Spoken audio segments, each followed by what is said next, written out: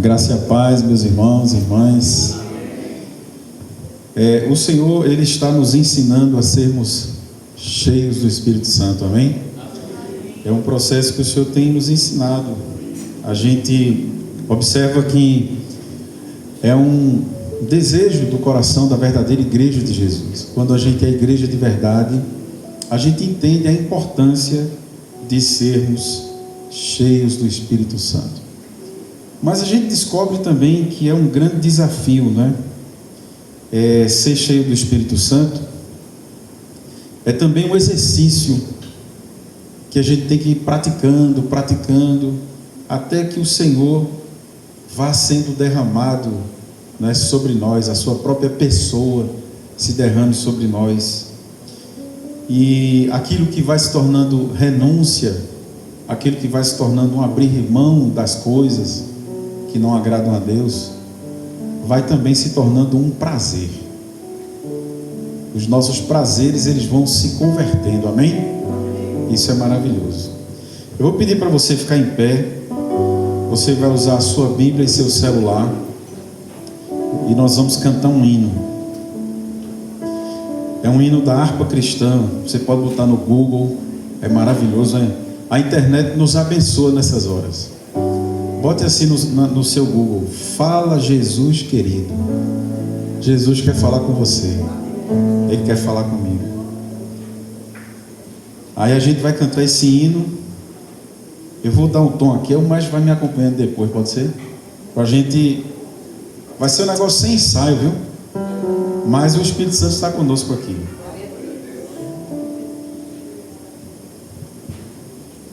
Fala Jesus querido, fala-me hoje sim, fala com a tua bondade, fica ao pé de mim, meu coração aberto está pra tua voz ouvir.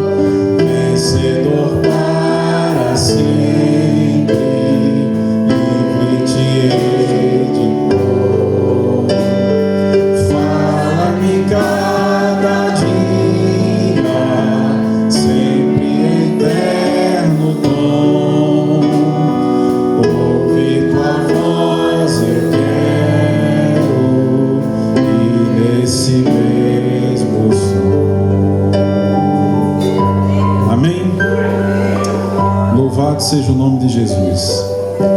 Agora você vai abrir sua Bíblia, ainda em pé, em Gálatas, capítulo 5, versículo 16. Gálatas, capítulo 5, versículo de número 16, para a honra e glória do Senhor. O Espírito Santo, Ele quer levar você para águas profundas, águas do oceano da graça. Creia nisso. Ele ama muito você. O Senhor não vai deixar você na superfície. Ele vai levar você para águas profundas, porque lá é o lugar mais seguro para a gente. As águas do Espírito. Creia nisso. Gálatas 5,16 diz assim: digo, porém, o seguinte: vivam no Espírito, e vocês jamais satisfarão os desejos da carne. Digo, porém, o seguinte: vivam no Espírito, e vocês jamais satisfarão os desejos da carne. Vamos orar.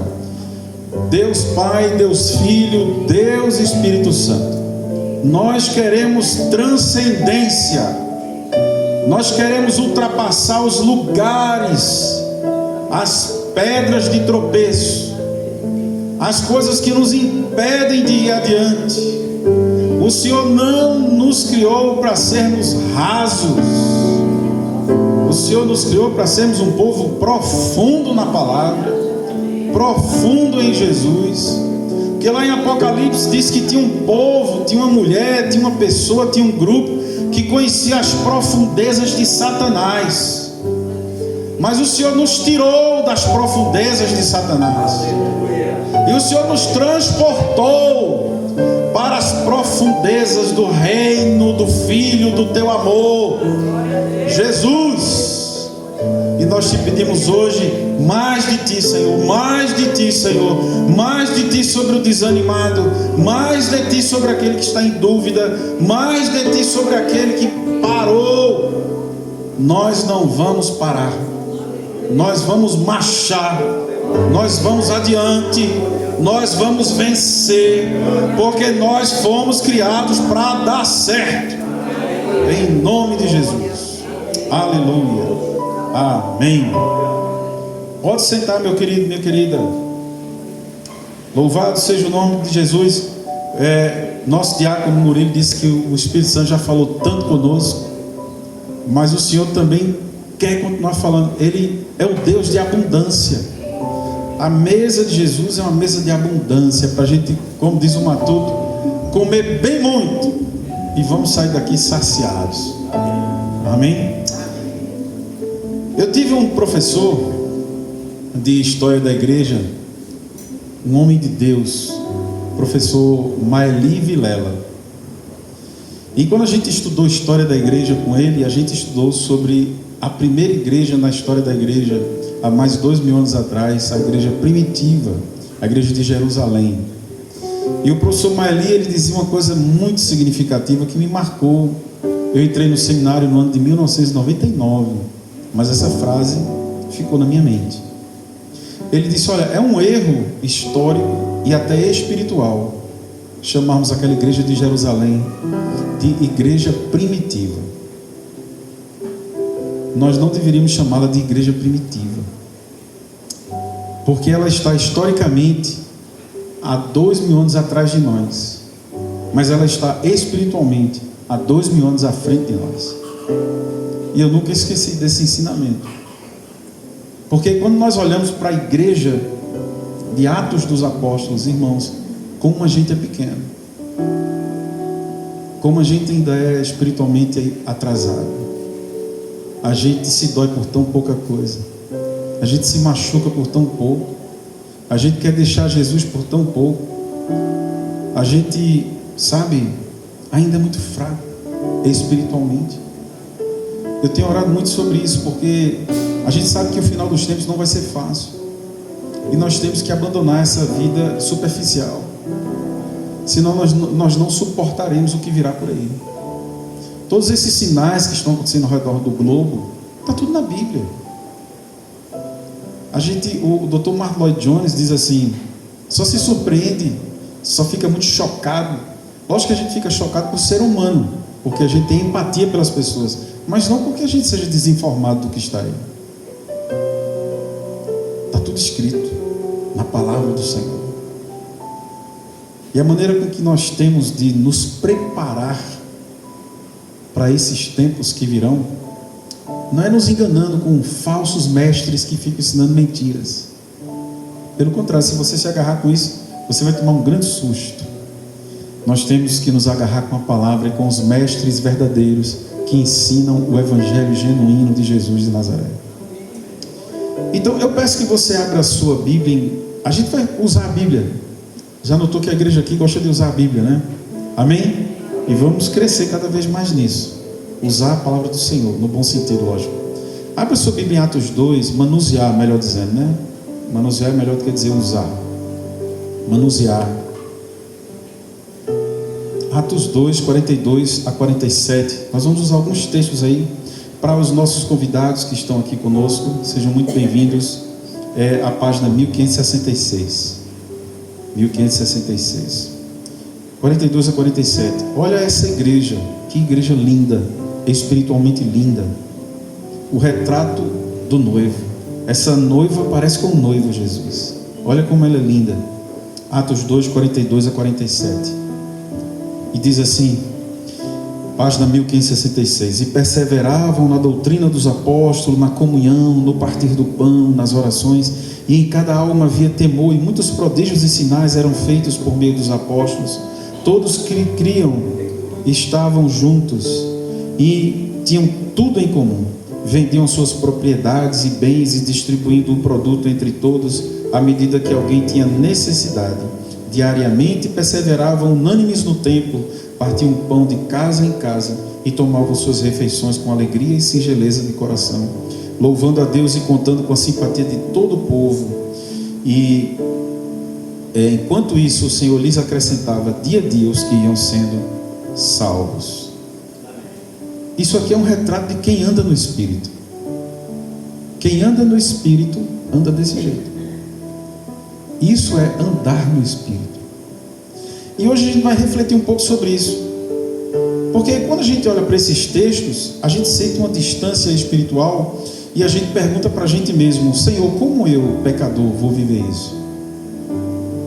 Como é que nós, século 21, vamos viver isso? Nós, pecadores do século 21. E é sobre isso que nós vamos meditar hoje à noite. Meus irmãos, voltando à carta aos Gálatas que nós lemos, ela é uma carta circular que foi escrita para uma região da Galácia que tinha várias igrejas plantadas ali pela igreja do Senhor Jesus. E o assunto central dessa carta é a liberdade cristã. Nós, como cristãos, fomos criados para sermos livres e não para sermos escravos de nada. E existem duas formas de nós sermos escravos. A primeira é a mais conhecida de todas, que é quando nós somos escravos das nossas paixões, da nossa vontade pecaminosa, que é quando nós nos entregamos às nossas paixões. Essa maneira de escravidão, ela é uma maneira mais visível. Quando você vê alguém embriagado, quando você vê alguém promíscuo, quando você vê alguém mentiroso, quando você vê alguém adúltero, quando você vê alguém ladrão. E é mais fácil condenar esse tipo de digamos assim, andar da carne, né? Porque Paulo, em Gálatas 5,16, está falando sobre a satisfação dos desejos da carne. Mas veja bem, existe uma segunda forma de andar na carne, de escravidão, que é a justiça própria. Isso é uma escravidão. E essa é mais sutil, porque aparentemente parece que está certo, mas não está certo. Na prática é aquela pessoa que é correta, que é certinha, que é honesta, que é trabalhador, que é bom pai de família, que é ético, mas ele não é misericordioso. É uma pessoa que confia na sua própria justiça. É interessante que a gente que caminha pela igreja, eu caminho pela igreja do Senhor desde criança. Eu fui criado no catolicismo, depois eu me tornei evangélico. E eu teve um ano da minha vida que eu estudei num colégio de freiras. E eu lembro que lá, desde a infância, eu já percebi a diferença de um religioso que era discípulo de Jesus no seu comportamento, e um religioso ou religiosa que era discípulo da instituição. Eu lembro que tinha uma freira, eu não lembro o nome dela, das duas que eu vou citar aqui, eu não lembro os nomes, mas eu lembro dos comportamentos. Eu lembro que tinha uma freira que ela era extremamente amorosa, extremamente misericordiosa. Ela tratava as crianças, a sensação que a gente tinha era que quando eu ia para o colo dela, a sensação que eu tinha é que eu estava indo para o colo de um anjo, que eu estava sendo abraçado pelo próprio Jesus. Eu lembro dela assim, meiga, doce, educava a gente com um jeito tão assim espiritual. Até o jeito dela disciplinar era diferente. Mas eu lembro de outra que quando ela me abraçava, a sensação que eu tinha é que eu estava sendo abraçado pelo mal, mesmo com aquela veste de religião, que eu estava sendo abraçado por alguém que ia me fazer um mal. As palavras dela doíam, deixavam o coração da gente amargurado. Quando a gente saía da presença dela, a gente saía com medo, a gente não sentia segurança, a gente não sentia paz. E quando eu olho para trás, hoje, com as lentes do Evangelho, eu consigo perceber isso. Quando eu cheguei na igreja evangélica, eu pensei que ia ser diferente, mas é a mesma coisa. A gente encontra na igreja evangélica Beatus Gospel, Beatas Gospel, gente muito zelosa da palavra, mas distante de Jesus. Gente muito zelosa das coisas da denominação, mas que não tem a cara de Jesus, não tem o olhar de Jesus, não tem a doçura de Jesus. Isso eu encontrei na Assembleia de Deus, isso eu encontrei na Presbiteriana, isso eu encontrei na Episcopal, na Peregrino parece que tem também. É uma coisa da nossa natureza, a gente tem essa tendência de ser ou religioso, ou discípulo de Jesus, ou mundano. E quando eu vou discipular as pessoas, eu sempre digo assim: olha, a primeira coisa que você tem que aprender, se você quer seguir Jesus, é a diferença entre um discípulo de Jesus e um discípulo da instituição religiosa. A segunda coisa que você precisa aprender é a diferença entre evangelho e religião. Se você não souber distinguir isso, se você misturar isso, assim, no nordestinês, você está ferrado. Você tem que saber diferenciar muito bem isso. E a gente só sabe diferenciar isso, meus irmãos, se nós andarmos no Espírito. E é sobre isso que eu quero meditar hoje. Andar no Espírito. Então, rapidamente, o que não é andar no Espírito? A gente já viu aqui de maneira preambular, né? Não é andar nas tradições religiosas. Andar no Espírito não é isso. Andar no Espírito não é isso, porque Paulo está combatendo isso. E olha que se tinha uma pessoa nesse contexto aqui que conhecia a tradição religiosa, era o apóstolo Paulo. Se tinha alguém que sabia o que era isso muito bem, ele era doutor nesse assunto. Ele era um fariseu. Ele era um mestre de fariseus. Ele treinava mestres. Você tem ideia do nível dele. Mas ele considerou tudo isso ultrapassado, como ele diz em Filipenses, esterco, para ficar com Jesus, para ficar só com Jesus, porque ele entendeu a suficiência de Cristo. E aqui em Gálatas 5, versículo 6, um texto anterior, ele diz: porque em Cristo nem a circuncisão nem a incircuncisão tem valor algum, mas a fé que atua pelo amor. Isso é Paulo, isso é o Espírito Santo através de Paulo. Então Paulo está dizendo porque naquela região falsos mestres se infiltraram na igreja, ensinando religiosidade. E qual era a religiosidade prática que eles ensinavam? Eles ensinavam o seguinte: se você quer ir para o céu, você tem que fazer duas coisas. Primeiro, aceitar Jesus como Senhor e Salvador. Segundo, se circuncidar. Você tem que se circuncidar. Se você não circuncidar, você não tem a vida eterna. Isso é uma prática da lei. E Paulo está dizendo que não é verdade. Ele enfrentou essa heresia, porque ele vem dizer que a salvação é somente, exclusivamente por meio de Jesus de Nazaré. Teve uma irmã que saiu da nossa igreja aqui e foi para outra igreja. E eu disse assim: irmã, por que a senhora trocou de igreja? A gente falhou em alguma coisa? E ela disse assim para mim: é porque o que o senhor prega é muito perigoso. O que o senhor prega deixa as pessoas muito livres. Não tem amarras, não tem rédeas. Ela queria uma igreja de rédeas. E o que são as rédeas? Rédea é a doutrina de homens. O que são as rédeas? São essas coisas que a gente vê por aí na internet. Está assim. Eu estou aqui esse ano há 19 anos, ano que vem 20 anos, se Deus permitir. E enquanto eu estiver aqui, eu vou pregar o Evangelho. Nós éramos episcopais e eu pregava isso. E agora peregrinos eu prego a mesma coisa. Porque eu aprendi há 34 anos lendo essa Bíblia que rédea não prende ninguém. A única coisa que nos faz permanecer em Cristo é o amor. Eu tenho a certeza de que eu sou amado por esse Deus. E a resposta que eu dou a tanto amor é amar esse Deus e amar meu próximo.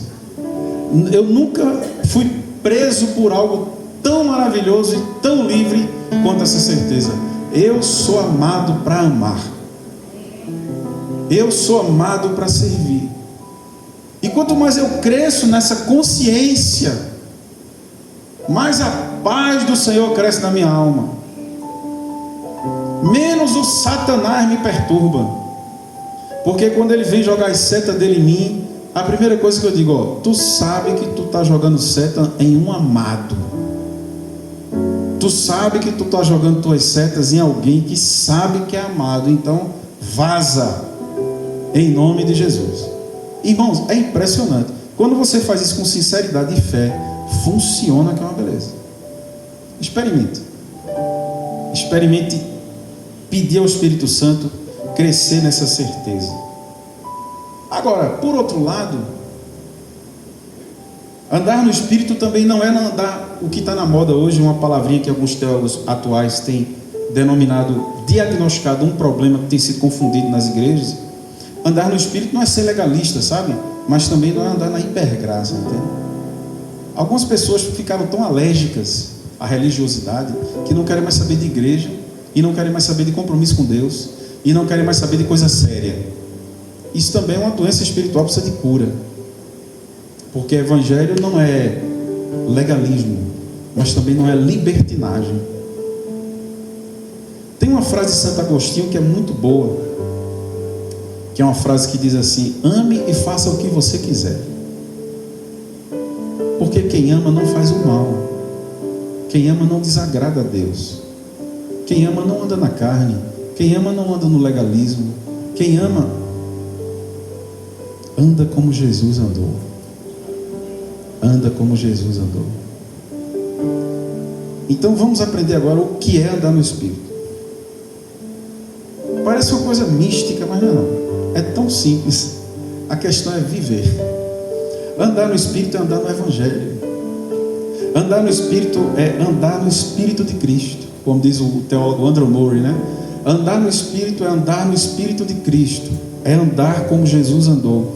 Eu consultei alguns comentaristas bíblicos para trazer o sermão de hoje, e eu quero citar dois aqui que me ajudaram muito. N.T. Wright, que comentando esse texto, ele diz o seguinte: Jesus, ele nos traz a um novo êxodo.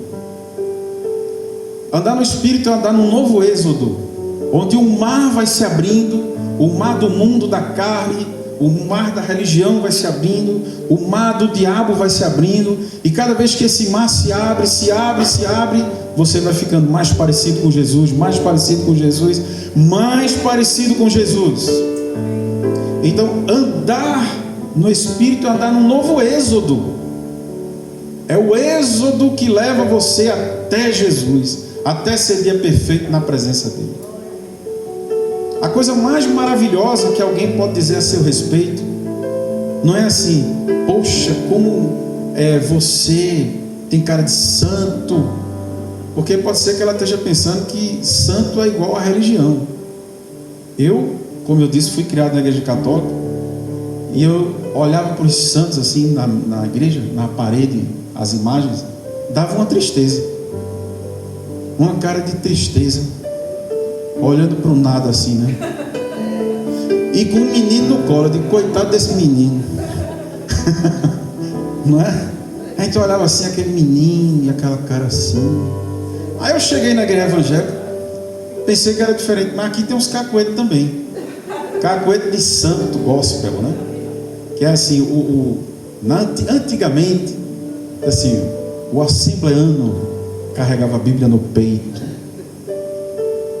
o batista debaixo do braço, o presbiteriano aqui de lado. Aí quando eu era episcopal, eu dizia, e o episcopal? Carrega no coração.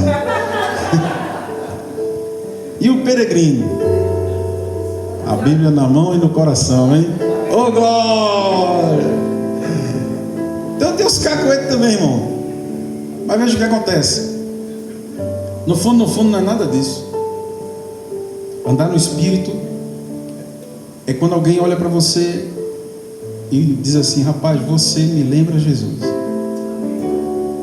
Você parece com Ele. Seu testemunho é um testemunho que parece com Jesus. As pessoas precisam olhar para a gente e ver Jesus. Lá em 1 João capítulo 2, versículo 6 diz assim: quem diz que permanece nele, esse deve andar como ele andou. Você quer saber como foi que Jesus andou? Abra sua Bíblia aí em Mateus capítulo 4. Como eu disse, a gente vai usar um pouco a Bíblia hoje, né? Mateus 4, por gentileza.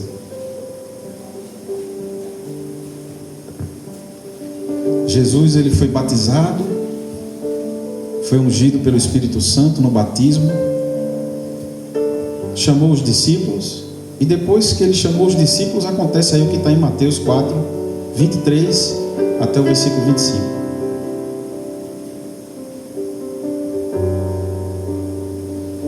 Olha como Jesus andava.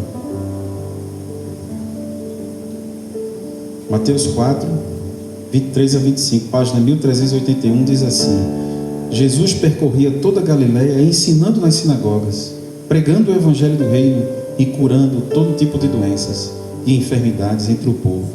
E a sua fama percorreu toda a Síria. Trouxeram-lhe então todos os doentes, acometidos de várias enfermidades e tormentos, endemoniados, epiléticos e paralíticos, e ele os curou.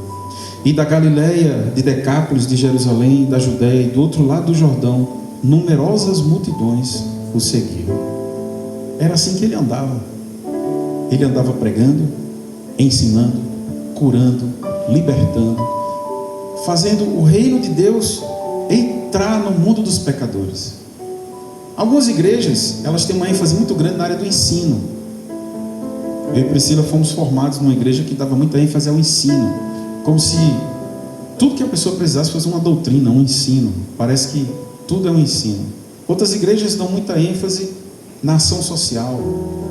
Outras igrejas dão muita ênfase na cura e na libertação. Mas na verdade o evangelho todo, ele tem todas essas partes. E o nosso desejo é que o Senhor nos capacite a sermos uma igreja que tenha todos esses recursos. Que a gente não tenha medo, não tenha receio do que o Espírito Santo vai fazer nesse lugar, em nome de Jesus. Porque muitas vezes o que as pessoas precisam não é de um estudo. Eu já tive momentos de sentar diante de pessoas que elas estavam tão perturbadas mentalmente, que se eu chegasse ali para explicar alguma doutrina, ela não ia entender nada. Se eu chegasse lá e dissesse, eu vou explicar para você o que é a justificação pela fé, ela não ia entender. O O que ela precisa naquele momento é de uma oração, que você bote a mão sobre ela e expulse o que tiver nela, em nome de Jesus. E creia, isso não é só para pastor não, é para você, meu irmão. E você precisa deixar o Espírito Santo lhe usar nisso aí. Ele colocar em você a sensibilidade espiritual de você perceber isso. Muitas vezes eu já vi pessoas que me procuraram, disseram: pastor, eu estou triste. Eu disse: o que foi, minha filha? O Espírito Santo mandou fazer um negócio e eu não fiz. E foi outra pessoa lá e fez, e aconteceu. Então não tenha vergonha, deixe o Espírito Santo usar você. Uma vez eu estava no atacadão fazendo compras, e o Espírito Santo, eu estava na fila, e o Espírito Santo disse assim: diga àquela moça que eu conheço as lágrimas dela.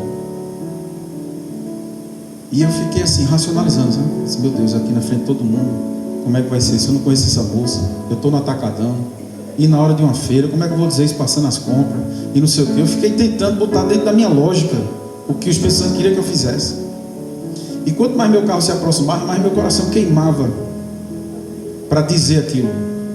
E eu fui me aproximando, e eu fiquei pensando assim: pior vai ser depois se eu não fizer, é melhor fazer. Eu vou fazer esse negócio, dê o que der. Aí quando eu cheguei, olhei o nome dela no crachá e disse: fulana, o Senhor mandou te dizer que Ele conhece tuas lágrimas. E ela começou a chorar. E eu passando as compras, quando terminou de passar as compras, estava pertinho de terminar, eu disse assim: eu posso fazer uma oração bem rápida por você? Ela disse: pode.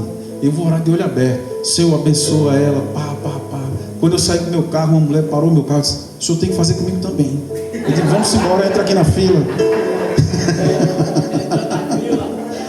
Entendeu? E eu acabei fazendo por 3 pessoas, quase que virava um culto, em pleno atacadão. Então observe bem, obedeça ao Espírito Santo. Não tenha medo. Muitas vezes a gente faz coisas para o mundo, a gente faz coisas para time de futebol, a gente faz coisas, quantas coisas ridículas você fez quando você está nas doideiras por aí? Diga aí. Eu já fiz muita ridicularidade. Meu Deus, quando eu olho para trás eu digo: eu era muito ridículo, meu Jesus. Eu estava olhando umas fotos minha adolescente, as roupas que eu vestia, eu digo: Jesus de Nazaré, olha como eu me vestia, né? E eu não tinha vergonha de andar com aquele no meio da rua, entendeu? Achando que eu estava arrasando, né? Então, para Deus, nós não podemos ter vergonha de fazer as coisas do Espírito Santo, as loucuras do Espírito Santo. Entenda, meu irmão, que como é que a gente consegue andar no Espírito Santo para a gente terminar? Já lemos aqui os textos que deixam claros. Veja, o John Stott, antes de ele morrer, ficou registrado uma entrevista dele na Ultimato. E perguntaram a ele assim: como o senhor conseguiu ser um homem tão cheio do Espírito Santo a vida toda? E John Stott disse assim: olha, eu sempre li a Bíblia, eu sempre orei, e eu sempre tomei a Eucaristia, a ceia do Senhor. E aí Stott nos ensina aqui como andar no Espírito agora. Primeiro, honrar a Bíblia, honrar a palavra de Deus na sua vida. Os relacionamentos básicos que a gente tem que ter com a palavra de Deus é leitura, meditação, memorização e prática. Leitura, meditação, memorização e prática. Podemos acrescentar aqui estudar a palavra de Deus. Por exemplo, quantos aqui já compraram uma boa Bíblia de estudo? Levanta a mão, por gentileza. Olha, quem não comprou, desse pirangueiro, em nome de Jesus. Compre uma Bíblia de estudo boa, para que você não só leia, mas para que você estude, para que você conheça a diferença entre Pentateuco, históricos, poéticos, proféticos, evangelhos, cartas, Apocalipse. Coisas básicas da fé. Você precisa investir na sua espiritualidade. Às vezes a gente gasta tanta coisa com streams, alugando, Netflix, Spotify, sei o que lá. Mal abençoado ainda não comprou uma Bíblia de estudo. Pelo amor de Deus. Então assim, invista na sua fé, meu irmão. Invista na sua fé. E não só compre, leia, estude, se aprofunde na palavra. Porque o lugar onde o inimigo mais quer atuar na tua vida é na tua mente. E se tem uma coisa que o inimigo hoje tem, é recursos para entrar nos nossos pensamentos. São muitos recursos para para dominar a nossa mente. Mas o Senhor quer dominar a tua mente pelo poder da palavra de Deus. Creia. A palavra de Deus vai lavar seus pensamentos. Ela vai lavar sua alma. Ela vai lavar o seu espírito. Ela vai lavar todo o seu ser, em nome de Jesus. E aqui ele fala de um segundo recurso, que é a oração. Investir em oração. Paulo em 1 Tessalonicenses 5,17 diz: orai sem cessar.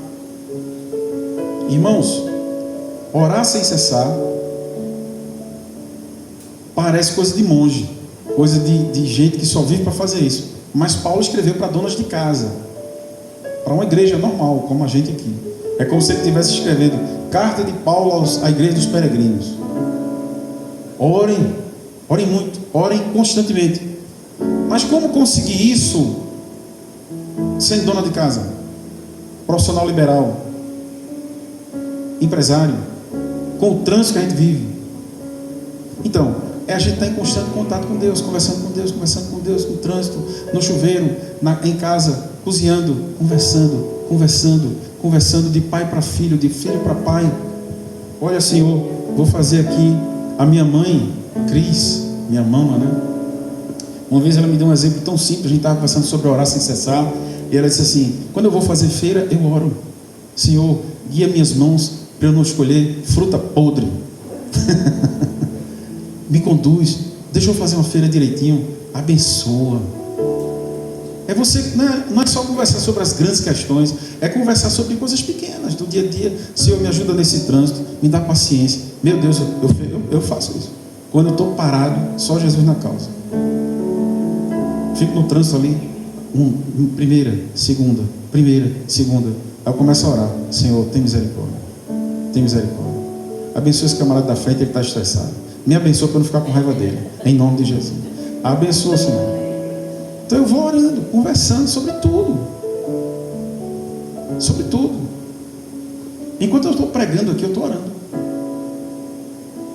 Eu estou pregando e estou dizendo: Senhor, me ajuda, me socorre, não deixa eu falar sozinho, tem compaixão de mim. Tudo aqui dentro é uma usina nuclear, aleluia, funcionando a todo vapor. Entende? E a gente precisa aprender a levar tudo para Deus. Tudo mesmo. Todas as coisas. Terceira coisa que nos faz andar no Espírito é servir. Irmãos, nada depois de Bíblia e oração enche mais a gente do Espírito Santo que lavar pés. Servir ao próximo. Servir quem você não gosta. Servir um colega de trabalho. Servir. Quando você serve, a sua carne está sendo derrotada. Quando você serve, você está vivendo o amor acima dos sentimentos, acima de gostar ou deixar de gostar. Uma vez eu, ensinando teologia, alguém me perguntou assim: como amar um inimigo? Eu disse: você não é obrigado a gostar dele.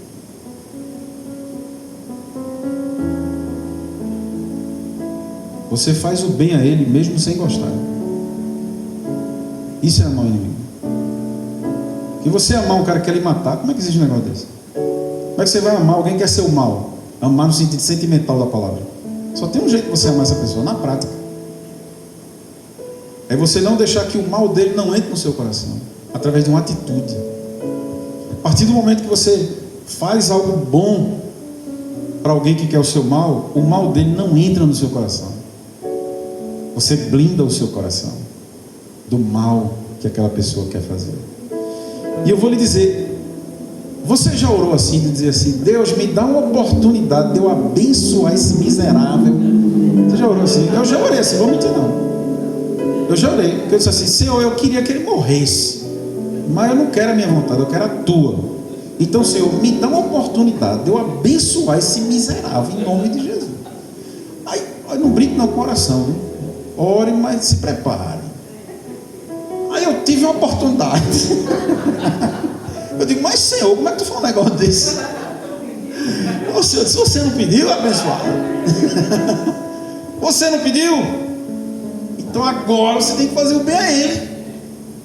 Aí lá vai eu fazer o bem ao abençoado. Entendeu? E é interessante que como a carne da gente fica latindo feito um pitbull.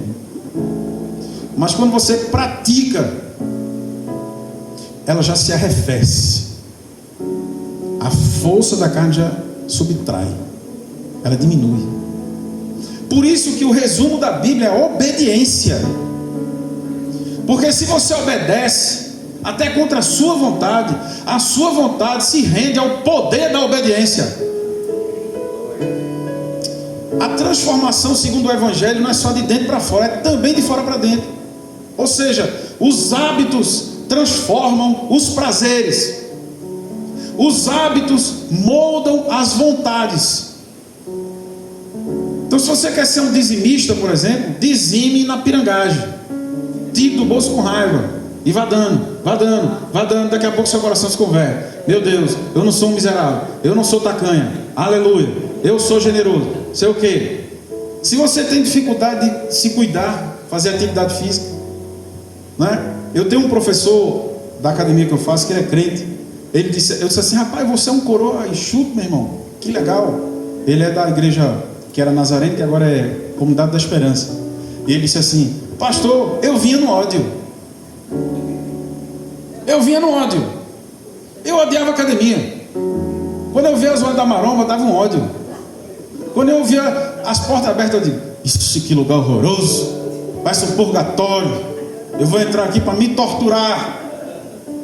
Aí eu fui percebendo que eu andava, ganhando resistência. Antigamente eu andava, terminava morto. Aí daqui a pouco eu percebi que eu ia para os cultos, ficava 2 horas em pé, não sei quanto tempo, congresso, que maravilha. Eu terminava os congressos morto. Aí eu fui no Recife Antigo, dei um rolé, estava lá de boa. Eu disse que esse negócio é bom.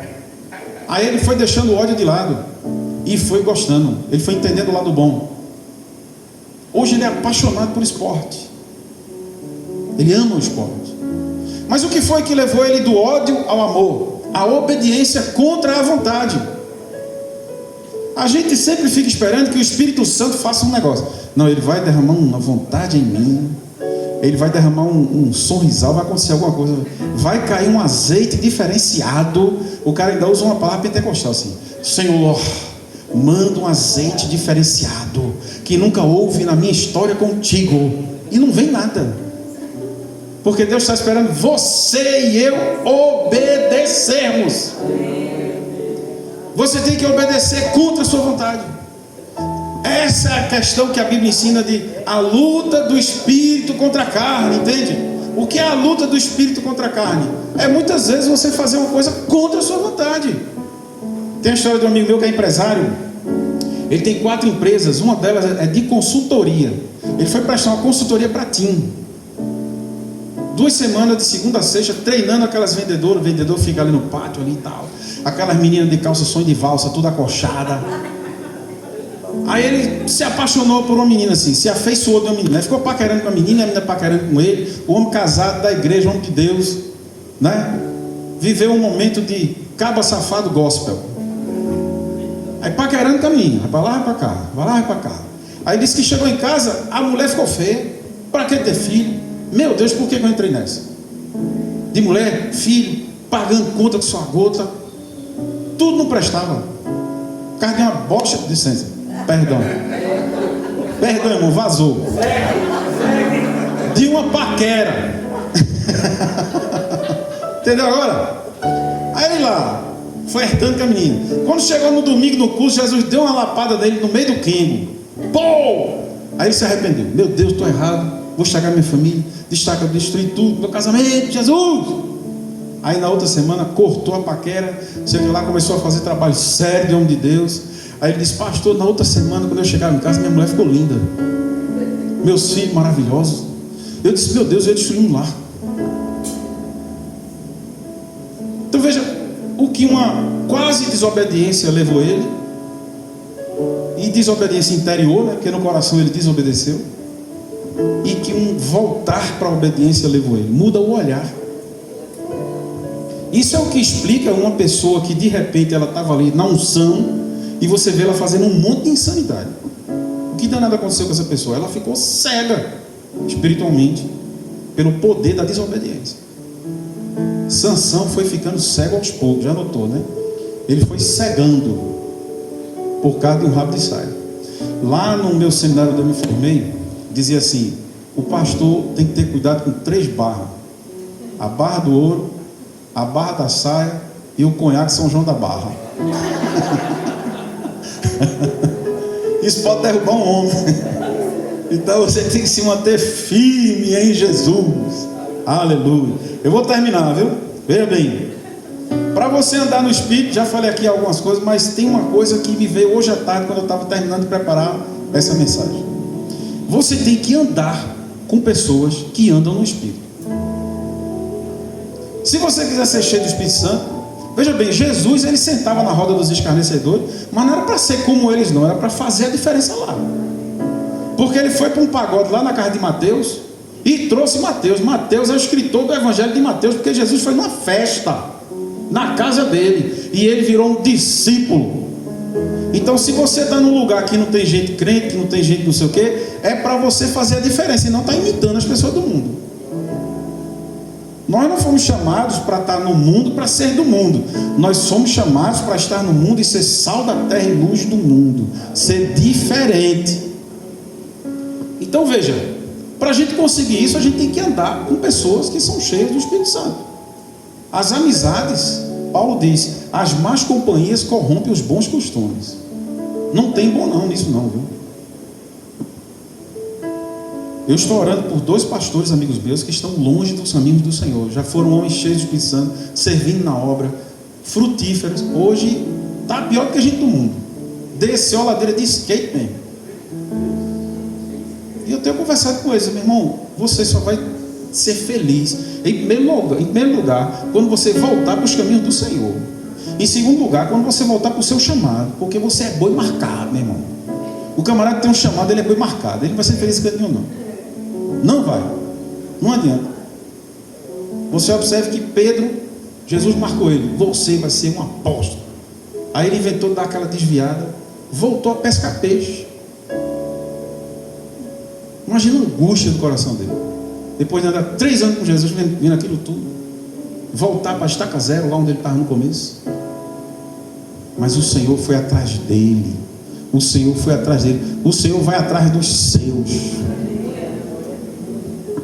Então, ande com quem anda no Espírito, em nome de Jesus. Procure gente que tem mais estrada que você. Vá lá. Eu sempre gostei de andar com gente que estava na frente. Até hoje é assim. Eu amo ouvir os anciões, homens e mulheres cheios do Espírito Santo, 70 anos, 60 anos, seguindo Jesus. Eu já compro logo os livros. Quem é isso aí? Tem quantos anos? 70, eu digo, me dê. Eu conheci um novo agora, do ano passado para cá, eu estou acompanhando ele, um cara chamado Bill Johnson. Maravilhoso. Um ancião. Cabelos brancos. Ele já prega sem anotações. Ele abre a Bíblia e vai-se embora. Meu Deus, quanta preciosidade sai da boca daquele homem. Quanta preciosidade. Certo dia eu estava ouvindo um sermão dele que me ajudou a preparar esse sermão. Eu vi um bocado de sermão para preparar esse sermão, li comentários bíblicos. Eu faço assim, ouço sermões, vejo comentários e vou fazendo aquilo que o Espírito Santo quer que eu faça. E o Bill Johnson diz assim: andar no Espírito. Olha que frase. Quando você anda no Espírito, o Espírito mostra a você o que realmente é importante. Tão simples, né?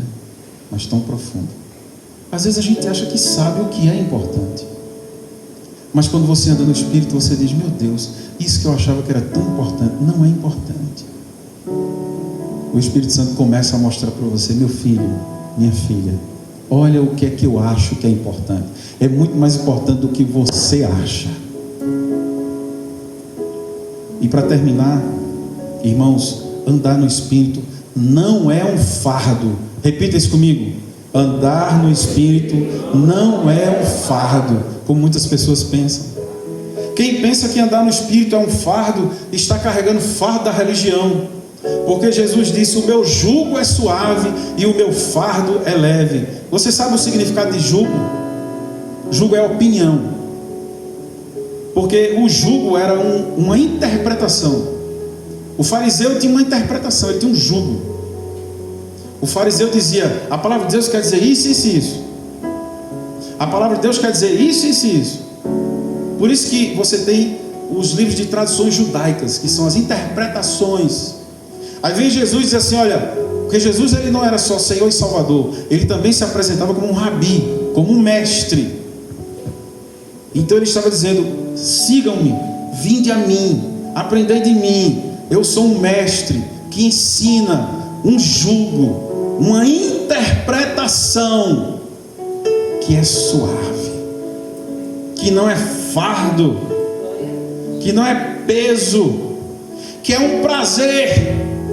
Irmãos, eu vou lhe dizer, eu já me entreguei a muitos prazeres nessa vida, muitos prazeres, não foram poucos. Com 19 anos eu estava cansado de viver, de tanto prazer que eu me entreguei. Mas eu vou dizer uma coisa a você, eu nunca na minha vida experimentei algo semelhante a Jesus de Nazaré. Nunca. Há 34 anos que eu venho me deleitando nesse mel celestial. É fácil, não é não, mas é uma delícia, a delícia das delícias. Bom, eu quero encerrar com um vídeo para a gente orar. Eu vou pedir ao Devinho para passar um vídeo.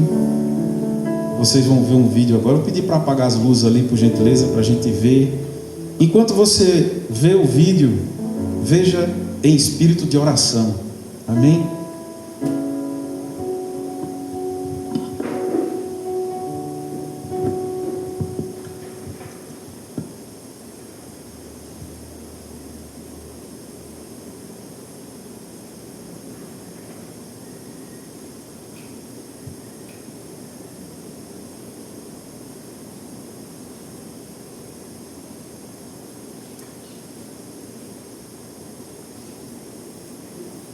Fique orando aí até a mensagem ser concluída.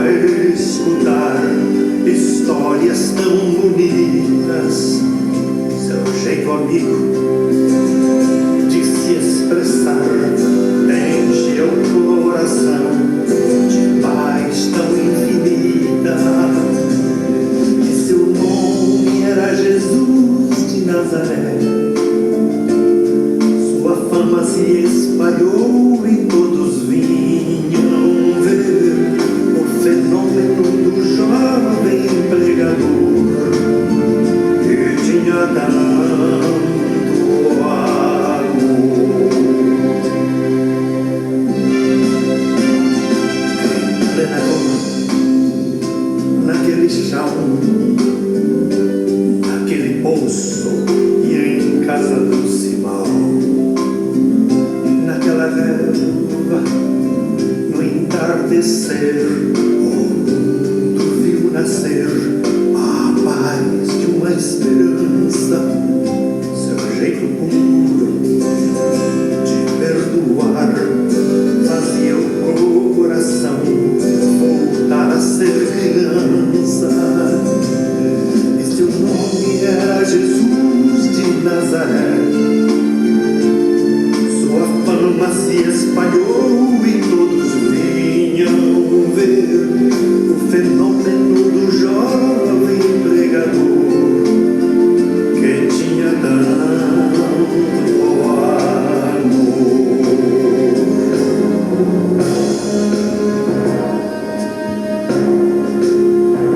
Um certo dia, ao tribunal, alguém levou o jovem Galileu.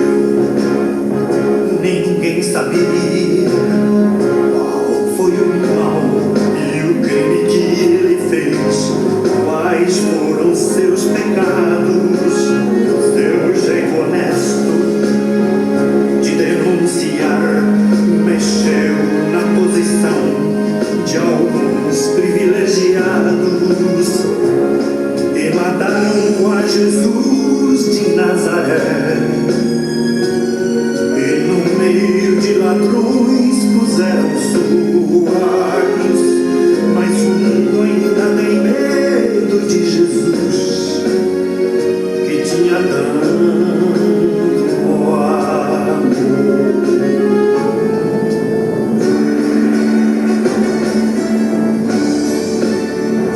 Vitorioso, ressuscitou. Após 3 dias, a vida ele voltou. Ressuscitado, não morre mais, está junto do Pai, pois ele é o Filho eterno. Mas ele vive em cada lar, e onde se encontrar um coração fraterno, proclamamos que Jesus de Nazaré, glorioso e triunfante, Deus conosco está. Ele é o Cristo e a razão da nossa fé, e um dia